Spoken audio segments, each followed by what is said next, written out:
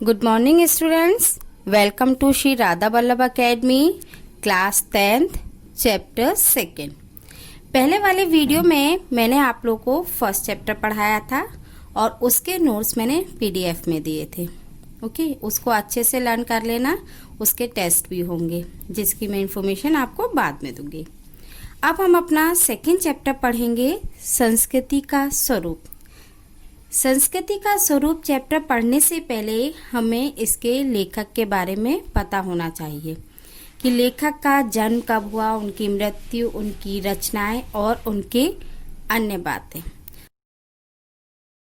तो सबसे पहले जो इस चैप्टर के जो लेखक हैं डॉक्टर वासुदेव शरण अग्रवाल। उनका जन्म मेरठ जनपद उत्तर प्रदेश के खेड़ा नामक ग्राम में सन 1904 ईस्वी में हुआ और उनकी मृत्यु 1967 ईस्वी में हुई। उनके माता पिता का निवास यानी रहने का जो स्थान था वो लखनऊ में होने के कारण उनका बचपन लखनऊ में बीता। उनकी जो प्रारंभिक शिक्षा लखनऊ में हुई, फिर लखनऊ विश्वविद्यालय में एमए करने के उपरांत पीएचडी डीलिट की उपाधियां उन्होंने प्राप्त की। सेंट्रल एशियन एंटीक्विटीज म्यूजियम के अधीक्षक तथा भारतीय पुरातत्व विभाग के अध्यक्ष पद पर सफलतापूर्वक इन्होंने कार्य भी किया। काशी हिंदू विश्वविद्यालय के भारतीय महाविद्यालय में प्रोफेसर भी नियुक्त हुए। डॉक्टर वासुदेव शरण अग्रवाल के साहित्य अकादमी द्वारा इन्हें पुरस्कार भी किया गया। इन्होंने बहुत सारे सम्मान भी इन्हें मिले। इनकी बहुत सारी जो पुस्तकें संपादित हुई हैं उन पुस्तकों में अरु ज्योति, कला और संस्कृति, कल्पवृक्ष, कादम्बरी, मलिक मोहम्मद जायसी, पद्मावत, पारणी, कालीन भारतवर्ष, पृथ्वीपुत्र, पोहार, अभिनंदन ग्रंथ आदि इनकी रचनाएं प्रमुख हैं।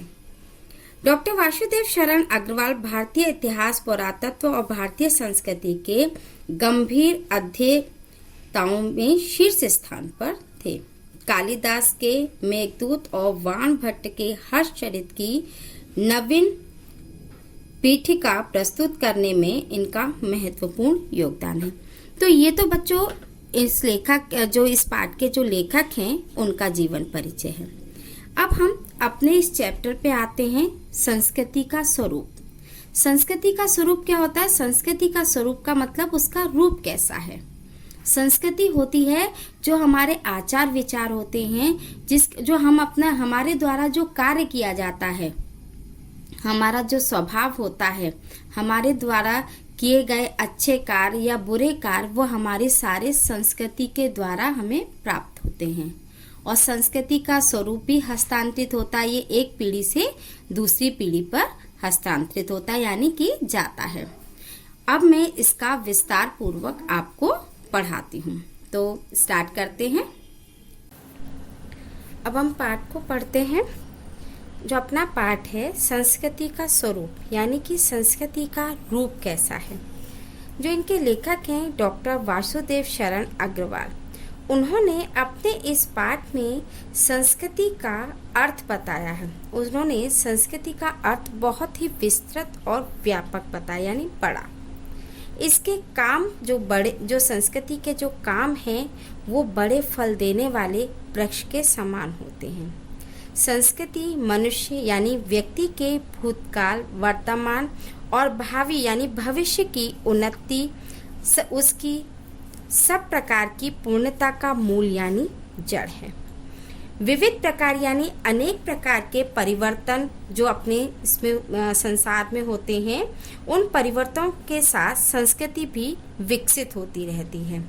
लगातार पीढ़ी दर पीढ़ी बढ़ते जाने वाले मनुष्य का जो गुण है वह सब संस्कृति की देन है, क्योंकि संस्कृति का जो रूप है वो हस्तांतरित यानी एक पीढ़ी से दूसरी पीढ़ी में हस्तांतरित होता है। धर्म, दर्शन, साहित्य आदि इस संस्कृति के अंग यानी भाग हैं। संस्कृति मन का मन, प्राणों का प्राण तथा शरीर का शरीर है। जीवन को संवर्धन प्रदान करने वाली संस्कृति ही है। संस्कृति जो होती है वो व्यक्ति के जीवन को संवर्धन प्रदान करती है। प्राचीन यानी पुराना और नवीन यानी नया।